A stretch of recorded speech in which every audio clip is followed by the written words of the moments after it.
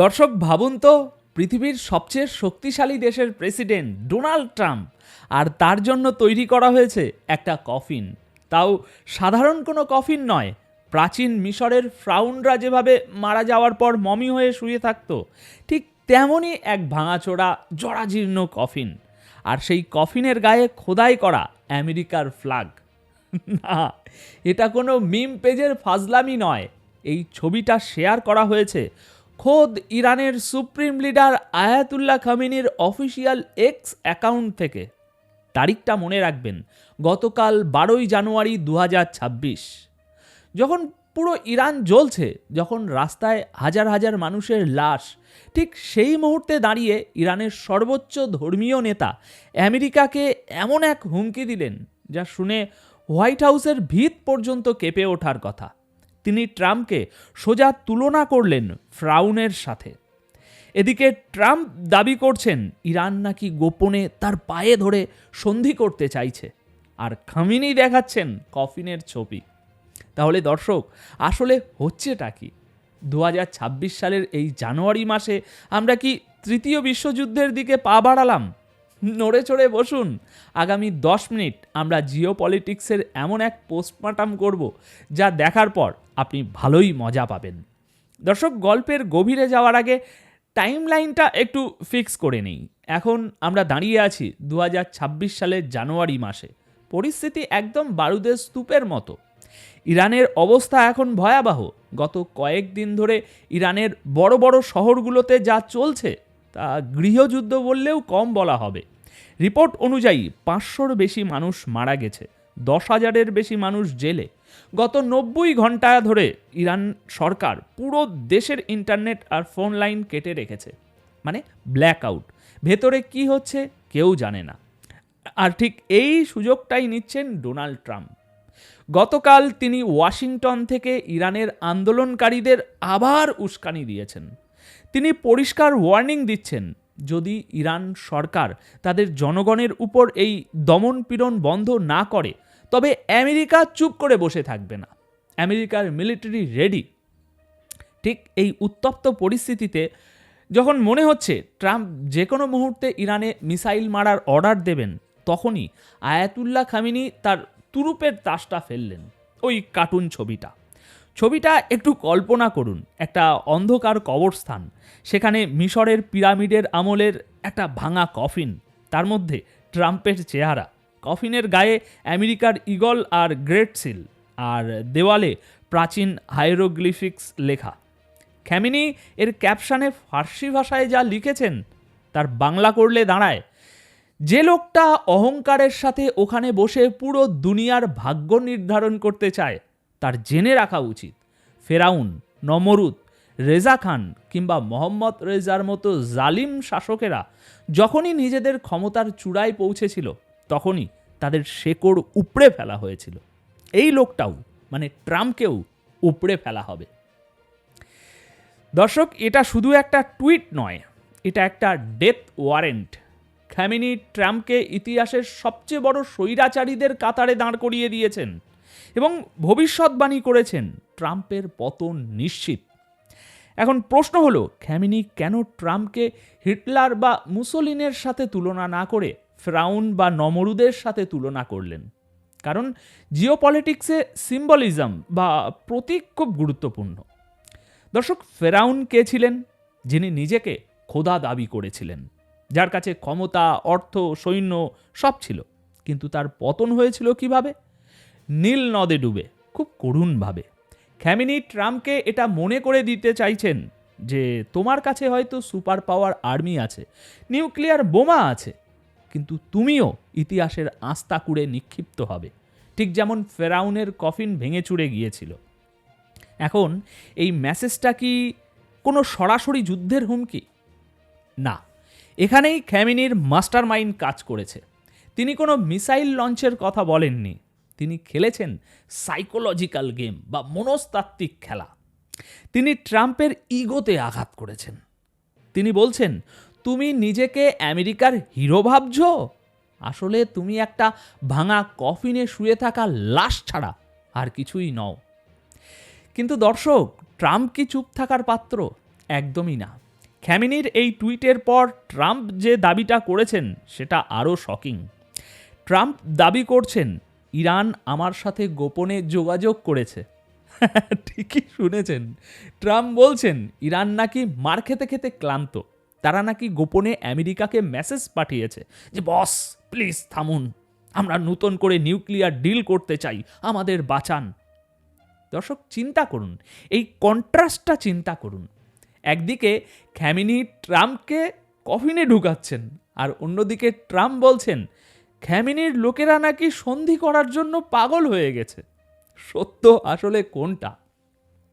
এখন এই যে আমেরিকা আর ইরানের এই জটিল সম্পর্ক, কে সত্যি বলছে আর কে মিথ্যে, এটা বুঝতে গেলে আমাদের একটু ইন্টারন্যাশনাল রিলেশন বাদ দিয়ে লোকাল পলিটিক্সের ভাষায় বুঝতে হবে। ধরুন আপনার পাড়ায় একজন খুব প্রভাবশালী মস্তান বা ভাই আছে, নাম তার ডোনাল্ড ভাই, আর তার উল্টো দিকে একজন জেদি দোকানদার আছে যে কিছুতেই চাঁদা দেবে না, নাম তার ইরান আলী। এখন ডোনাল্ড ভাই পাড়ার সকলকেই বলছে, আরে জানেন ইরান আলী তো আমার কাছে এসে পায়ে ধরেছে, বলেছে ভাই মাফ করে দেন, আর ঝামেলা করব না, আমরা মিটিংয়ে বসছি। কিন্তু মজার ব্যাপার হলো ডোনাল্ড ভাই একই সাথে এটাও বলছেন মিটিং তো হবে, কিন্তু তার আগে আমি ইরান আলীর দোকানের শাটারের দুটো লাঠির বাড়ি মেরে আসব, যাতে মিটিংয়ে বসার সময় ও ভয়ে কুঁকড়ে থাকে। ভাবুন তো সিচুয়েশনটা, আপনি বলছেন লোকটা সন্ধি করতে চাইছে, আবার আপনিই বলছেন কথা বলার আগে আমি ওকে পেটাবো। ভাই এটা কেমন লজিক? আমাদের পাড়ার মোস্তানরা যেমন করে, আগে থাপ্পড় মারে তারপর বলে চল চা খাই আর মিটমাট করি। ট্রাম্প ঠিক সেই স্ট্র্যাটাজিটাই নিচ্ছেন। এটাকে পলিটিক্যাল সায়েন্সের ভাষায় বলে ক্যারেট অ্যান্ড স্টিক পলিসি, মানে এক হাতে গাজর লোভ, অন্য হাতে লাঠি ভয়। ট্রাম্প দুনিয়াকে দেখাচ্ছেন যে তিনি কত ভালো, আলোচনার সুযোগ দিচ্ছেন, কিন্তু আসলে তিনি চাইছেন ইরানের মাথায় বন্দুক ঠেকিয়ে সেই আলোচনায় বসাতে।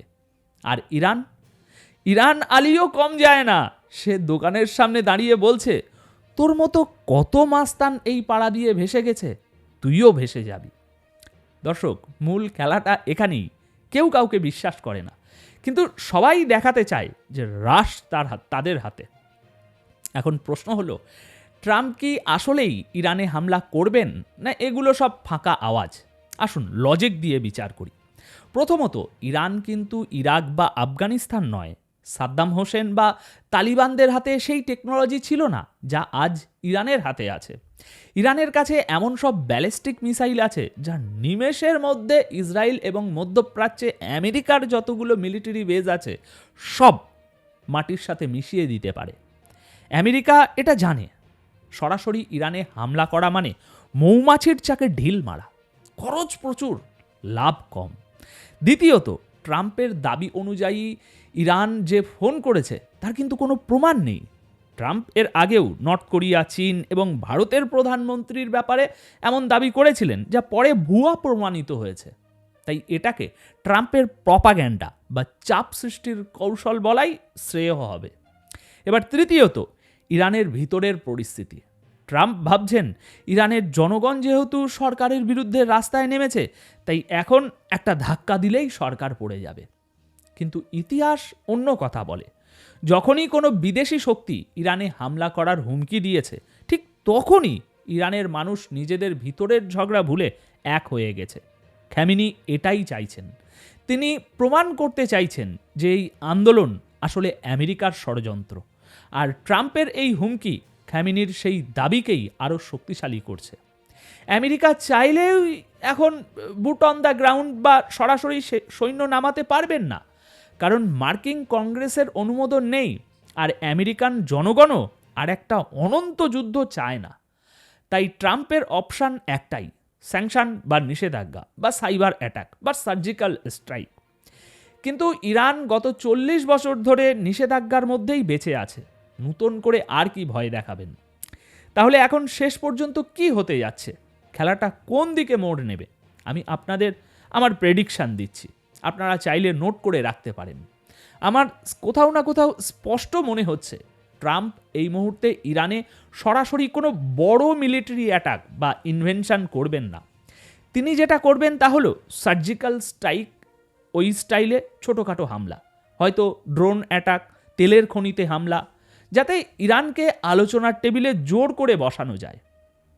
কিন্তু ইরানও বোকা নয়। খ্যামিনির ওই কফিনের ছবি প্রমাণ করে যে তারা মরণপণ লড়াইয়ের জন্যও প্রস্তুত। তারা হয়তো সরাসরি আমেরিকার মূল ভূখণ্ডে হামলা করতে পারবে না, কিন্তু হরমুজ প্রণালী বন্ধ করে দিয়ে বা ইসরায়েলের উপর হামলা বাড়িয়ে দিয়ে তেলের দাম আকাশচুম্বী করে দেবে। আর তেলের দাম বাড়লে ট্রাম্পের আমেরিকার অর্থনীতি বিপদে পড়বে।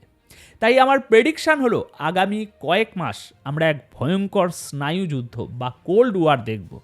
কথার লড়াই চলবে, ছোটোখাটো হামলা হবে, কিন্তু পূর্ণাঙ্গ যুদ্ধ হবে বলে অন্ততপক্ষে আমার মনে হয় না। কারণ ট্রাম্প হলেন ব্যবসায়ী মানুষ, তিনি জানেন এই যুদ্ধের লোকসান লাভের চেয়ে অনেক বেশি হবে। তবে হ্যাঁ, ইরানের ভিতরের আন্দোলন যদি সরকার নিয়ন্ত্রণ করতে না পারে, তবে ট্রাম্প হয়তো সেই আগুনেই ঘি ঢালবেন, যাতে ভেতর থেকেই খ্যামিনির পতন ঘটে। আর খ্যামিনি, তিনি ট্রাম্পের এই অধৈর্য ভাবটাকেই নিজের ঢাল হিসাবে ব্যবহার করবেন। এখন একটা জিনিস নিশ্চিত, এই 2026 সালটা মোটেই শান্তিতে কাটবে না। ফেরাউন ডুবেছিল নীল নদে, এখন দেখার বিষয় আমাদের ট্রাম্পের দম্ভ পারস্য উপসাগরে ডুবে যায় কিনা। দর্শক, আপনাদের কি মনে হয়, ট্রাম্প কি সত্যি ইরানে হামলা করার সাহস দেখাবেন, নাকি খ্যামিনির অভিশাপই সত্য হবে? ট্রাম্পের এই আগে মারব তারপর কথা বলবো নীতি কি কাজে আসবে? নিচে কমেন্ট সেকশন খোলা আছে, আমি আপনাদের কমেন্ট পড়ার অপেক্ষায় রইলাম। তর্ক হোক, যুক্তি হোক, পারলে ভিডিওটি অবশ্যই আপনাদের বন্ধুদের সাথে শেয়ার করে দেবেন।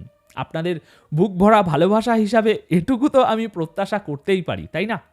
তাহলে দেখা হচ্ছে পরের ভিডিওতে আরও কোনো জিওপলিটিক্যাল থ্রিলার নিয়ে। ততক্ষণ পর্যন্ত চোখ কান খোলা রাখুন, কারণ আসল খেলা তো এবার শুরু হয়েছে। ধন্যবাদ আপনাদের সকলকে।